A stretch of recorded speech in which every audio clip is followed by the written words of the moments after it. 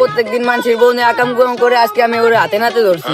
এ নষ্ট মহিলা, ক্ষেতের ভিতর তোর কিসের ভালোবাসা? এ মাগি, খেতের ভিতর তোর কিসের ভালোবাসা? মাতুব সাহেব, পোলাপান যা শুরু করছে অন্যের বউ নিয়ে, এর একটা বিচার করতে হবে আজকে আপনার। হ্যাঁ, আজকে একটা বিচার করাই লাগবে। চলো, ওই উত্তর পাড়ে একটা সালিশ আছে, ওইখানে যাই সালিশটা কইরে আসি। ঠিক আছে মাতুব সাহেব, তোলেন।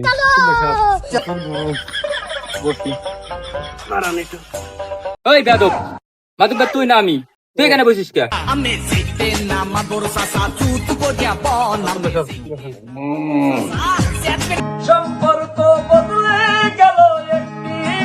এ কি আছে তো ক, এত তাড়াহুড়ো করে ডাকলি কেন? মাতুব্বর সাহেব, ও প্রত্যেকদিন মানুষের বউ নিয়ে আকাম কুকাম করে, আজকে আমি ওর হাতে নাতে ধরছি। এই কি আছে তুই ক। মাতুব সাহেব, কি আর কব দুঃখের কথা, আমরা দুজনে ভালোবাসা প্রমাণ করতে গেছিলাম, ওরা আমাকে ধরে নিয়েছে। এ নষ্ট মহিলা, ক্ষেতের ভিতর তোর কিসের ভালোবাসা? এ মাগি, খেতের ভিতর তোর কিসের ভালোবাসা?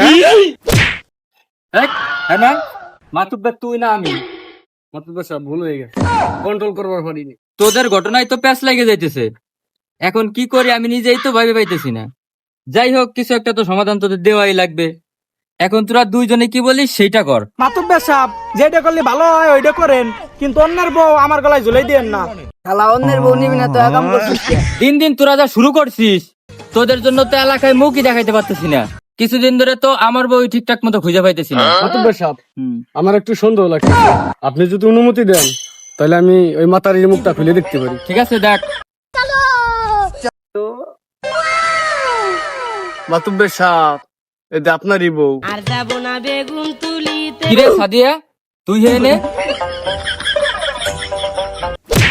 ওদের আর কোনো বিচার নাই, মার ওদের, মার।